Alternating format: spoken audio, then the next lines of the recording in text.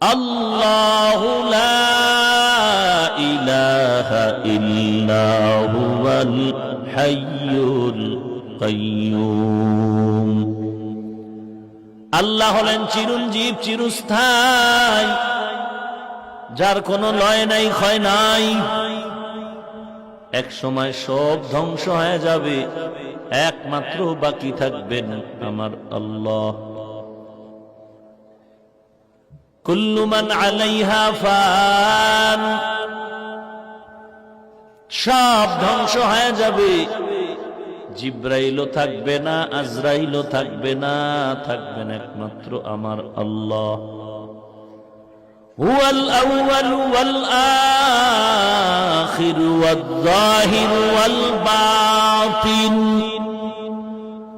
ওয়া হুয়া বিকুল্লি শাইইন আলীম।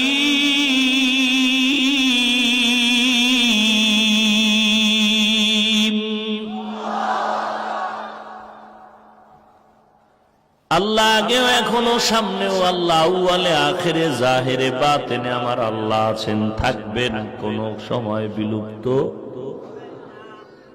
এরে নবীর উম্মতের দল, আল্লাহ বলেন তোমাকে আমি অনর্থক বানাই নাই।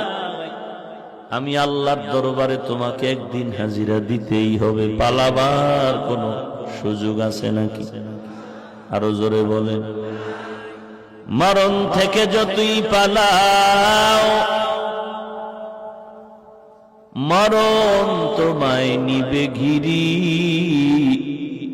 যদিও সুদূর আকাশ পানে লুকাও, সেথায় লাগিয়ে সিঁড়ি।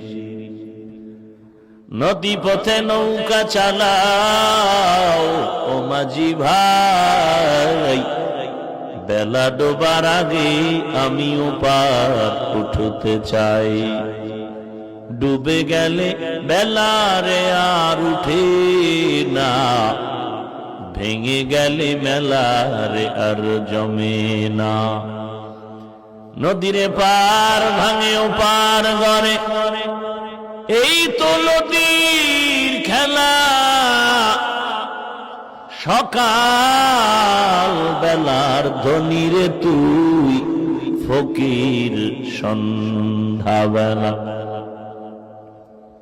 শুধু বাংলাদেশ না, গোটা দুনিয়াটা শাসন করেছিলেন দুইজন। সারা দুনিয়াটাকে শোষণ করে চুষে চুষে খেয়েছিল দুইজন। শাসন করেছিলেন দুইজন, শোষণ করেছিল দুইজন। শাসন হয় ইনসাফের মাধ্যমে, শোষণ হয় জুলুম করার মাধ্যমে। রেজাল্ট কি পেলাম? গোটা পৃথিবী নামক গ্রহটাকে ইনসাফের সাথে পরিচালনা করেছিলেন দুইজন, আর গোটা পৃথিবী নামক গ্রহটাকে শোষণ করেছে, জুলুম করেছে, জালেম ছিল দুইজন। একজন বুখতে নসর, আর একজন হলো নমরুদ। কেউ লিখেছেন সাদ্দাত। মুসলমান শাসক দুজন, পয়গম্বর সুলাইমান আর একজন বাদশা যুলকারনাইন। 19 পারা সূরা নমলে সুলাইমান নবীর ঘটনা, সূরা কাহফের ভেতরে যুলকারনাইনের ঘটনা আছে।